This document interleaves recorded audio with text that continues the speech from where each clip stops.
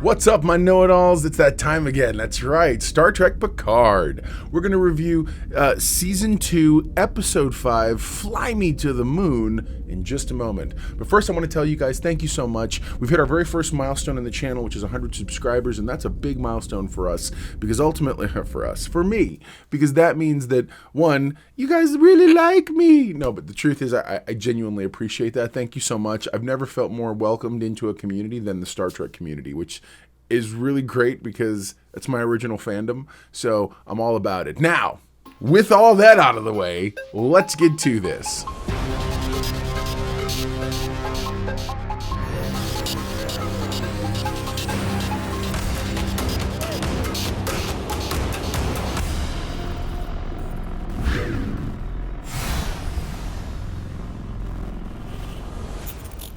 Picard discovers an important person from his past may be integral to the divergence in the timeline. Q continues his manipulation of the timeline, taking an interest in Dr. Adam Soong. Seven and Raffi attempt a daring rescue of Rios, while Jurati faces the consequences of her deal with the Borg Queen. This episode, mwah, chef's kiss. Finally, we're back on track. I actually really enjoyed this episode, especially when compared to the mess, the utter and total mess and chaos that was last week's episode. This was directed by Jonathan Frakes. You all may know him as Commander Riker. And he's an accomplished director. I've loved a lot of the things he directed, especially when he started directing back in the day with things like with The Next Generation and Deep Space Nine and some other things and other sci-fi shows he's directed. So it's really fun to see him put his hands back in the Star Trek playground. So the episode starts with, clearly we are in a capsule of some kind, and there's warnings going on and whatnot, and you see our first shot of an astronaut. Now, I saw some of this person in the production stills, and then we find out very quickly that this is Renee Picard.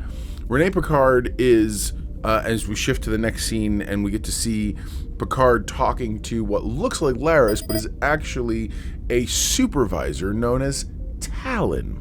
So Talon begins to explain that her job has been to ultimately protect one individual in the tapestry that is time. And that is this astronaut person, Renee Picard. So we go back to her and we see that the scene in the capsule was actually a test flight in a simulator. And she's got one of the command people in her ear telling her, hey, no problem, it's okay, it's just jitters. But we start to see the groundwork of what's about to go down. We cut back to the Borg Queen, who is still very much trapped on the ship, and she has managed to work her way into the ship's systems enough so that she can, a little voice modulation, she tries on everybody's voice until finally she gets to Rios. She calls the police. That's right, she calls the French police because she's got something in mind. Something can't possibly be good, trust me. But then we cut to, and it's funny, I feel totally vindicated in that last week's episode was literally a bridge episode, because everything that they said, it's almost like they had come up with way too much that they had to now unravel, because we do get back to everybody being together shortly. But in the interim, we connect back to Raffi and Seven, who are waiting on the side of the road. Raffi wants to jump she wants to have him Jurati teleport him out. And Seven manages to be the only person with a level head who actually says to her, hey, calm down. We can't go damaging the timeline. We're going to have to figure this thing out. Then she uses the tricorder / cell phone. By the way, I want that tricorder app. Somebody better come up with a tricorder app, or at the very least give me a really awesome screenshot. I almost feel like making my own and just kind of posting it, because I have Photoshop skills and like motion graphic skills, whatever. But so they have EMP generation, which I think is awesome. So Seven does a little thing on her cell phone, and she's literally like boop boop boop boop boop, and then EMP.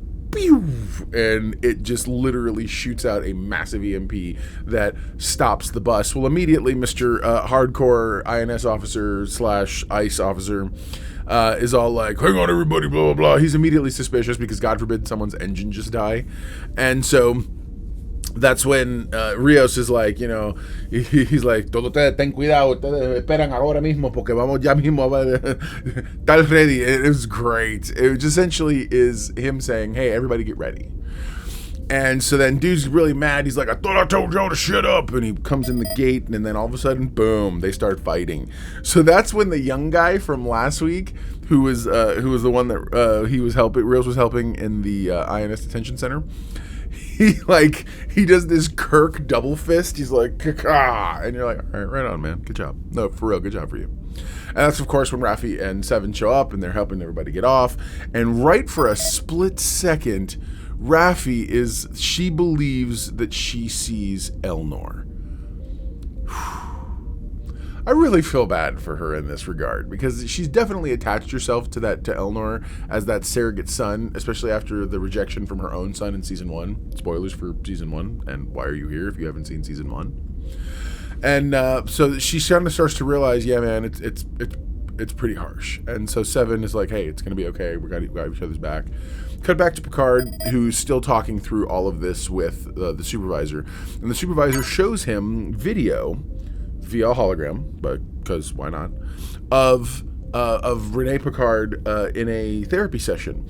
And so as they're talking, Picard's listening, and he goes, wait a minute, why is this guy's trying to talk her out of it? He's like, I gotta see his face. Sure enough, it's Q. Which, if the of course I am a psychotherapist here to help you. This whole thing that he's going, this Freudian thing they got going on. Sigmund Freud wannabe. But yeah, it's definitely Q, and Picard realizes, well, this is a problem. And so then we cut to our very first shot of Dr. Adam Soong. Now, Dr. Adam Soong is talking to a panel, and one of the panelists it's funny, there's a couple Easter eggs going on here. One of the panelists is Leah Thompson. She was the director of the last 2 episodes. I don't hold the last episode against you, Leah. It's okay. But then there's another person on the panel.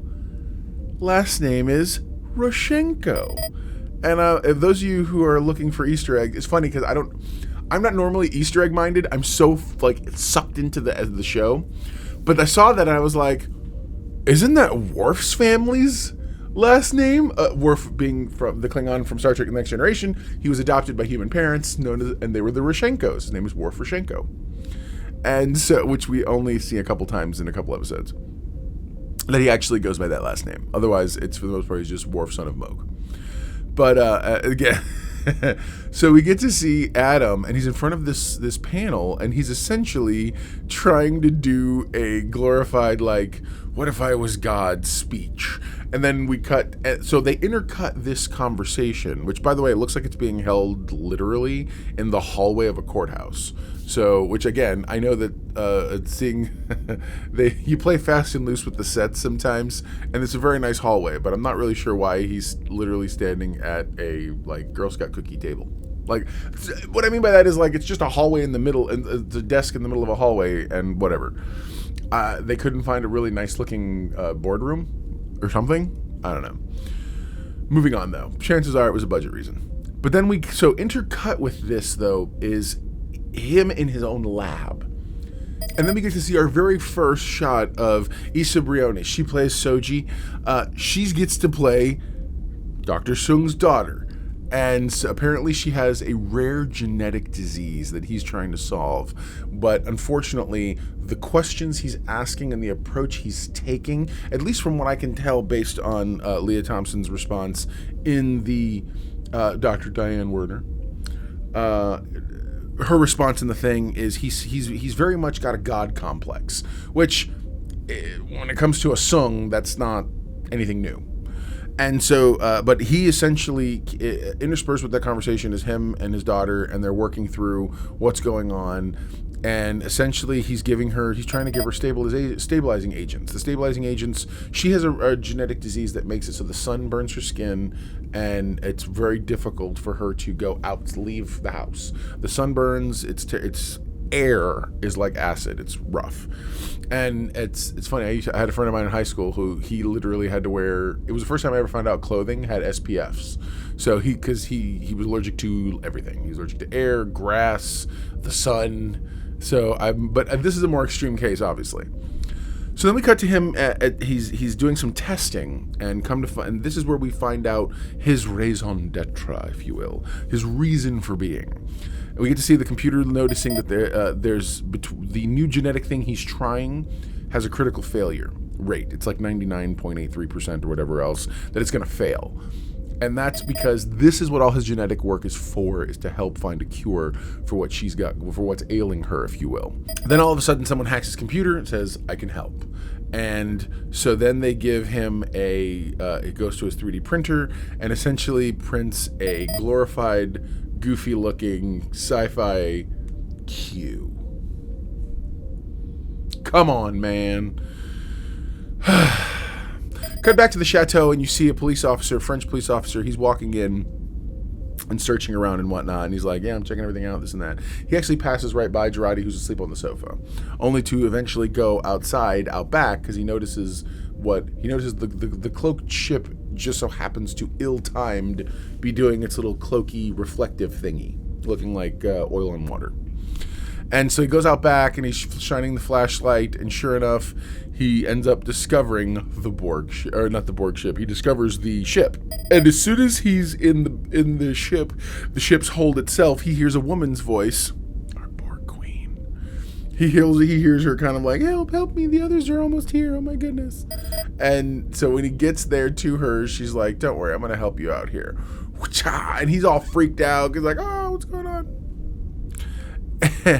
Then we cut to the meeting of Dr. Soong and Q. So Q and him have a conversation. They sit down. Soong tries to be all tough and whatnot, and and ultimately Q has to be like, look, man, here, analyze this, and he gives him a vial of something. I immediately assume it's got to do with the daughter, because he actually references the daughter. And Soong takes him seriously and sits down and is like, all right, well, let's what do you need from me? And so he gives him the thing and says, you're going to call me after that. We come back to Picard and Talon, who are having a conversation, and Picard's like laying out a plan, and Talon's like,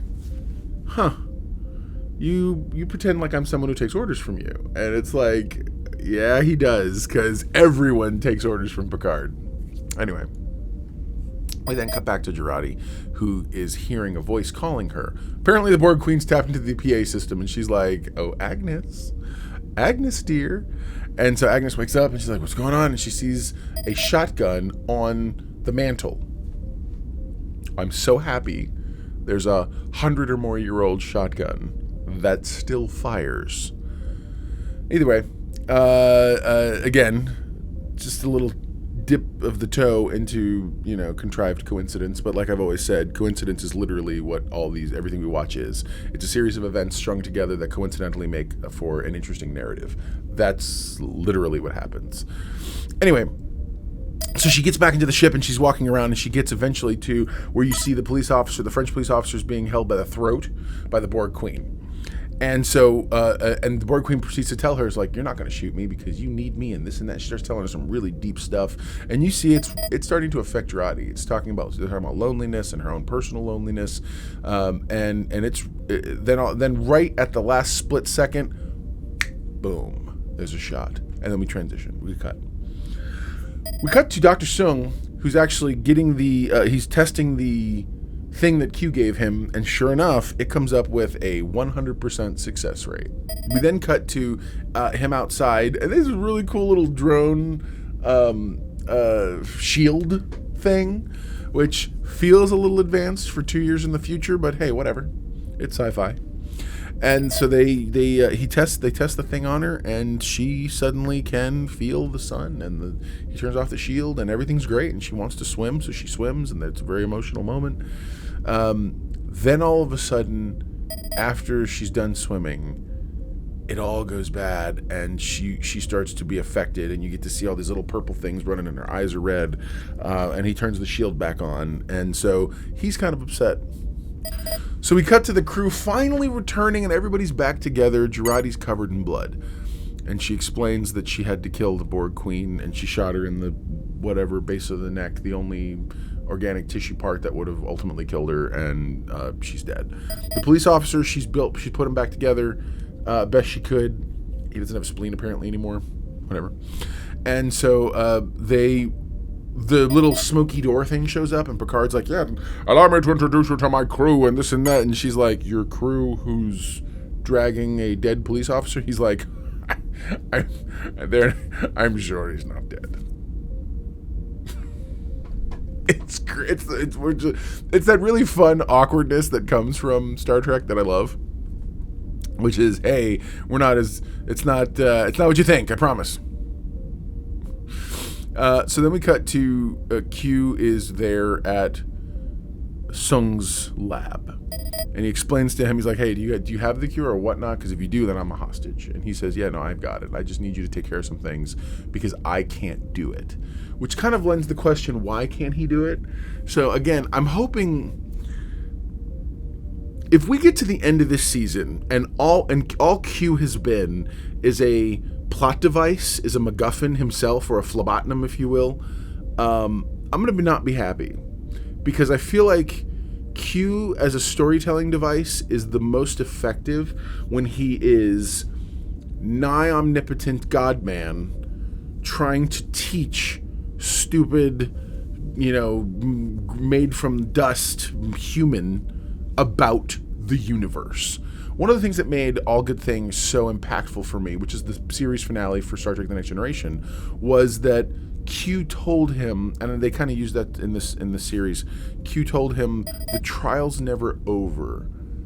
You, for a split second, when you were able to understand the nature of how time flowed, and you began to understand the bigger picture.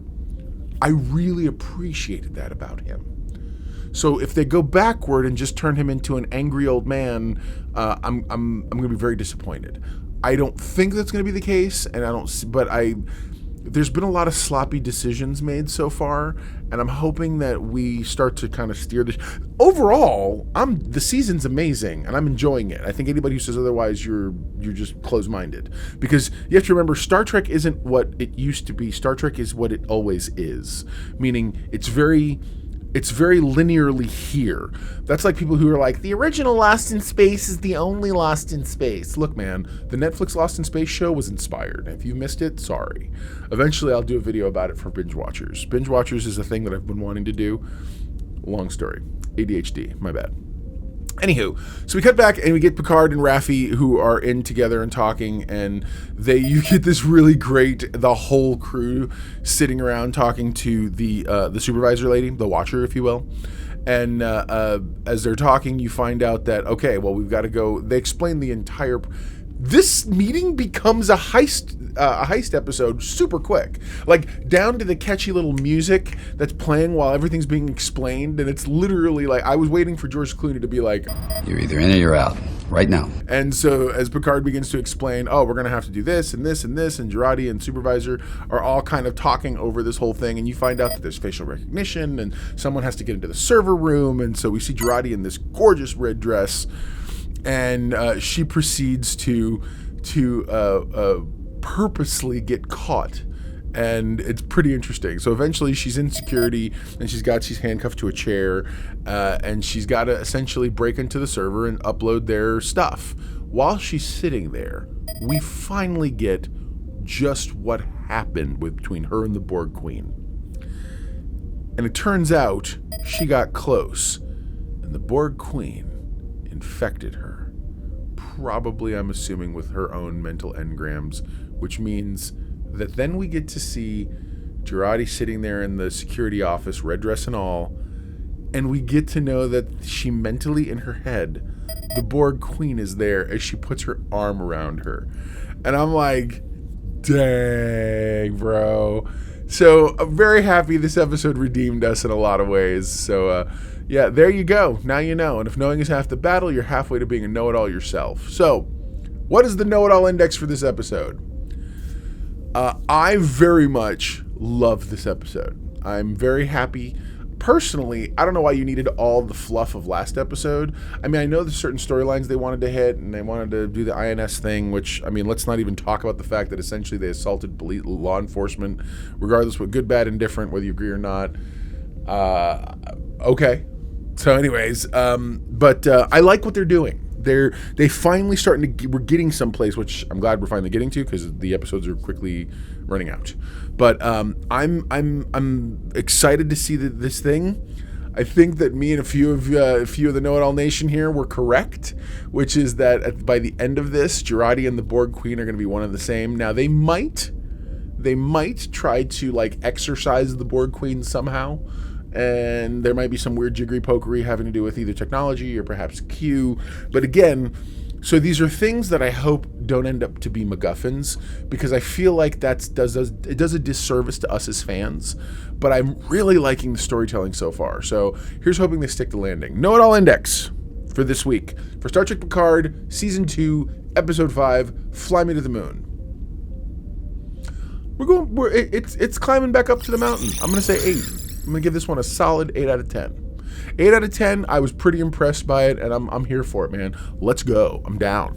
So, yeah, man, we'll talk to you soon, hopefully next week. I know we got a whole bunch of other things to talk about soon. I wanted to get some other videos put together, especially having to do with Star Trek Strange New Worlds, because it's shaping up to be awesome. I don't know if you checked out any of those trailers for those. They were really, really impressive. So I'm going to have to do some videos about that. But again, thank you so much, guys, for kind of welcoming me into the community, which is the kind of YouTuber community as well. I'm doing my best to earn that. So thanks again. And yeah, we'll talk to you soon. Never forget, everyone loves a know.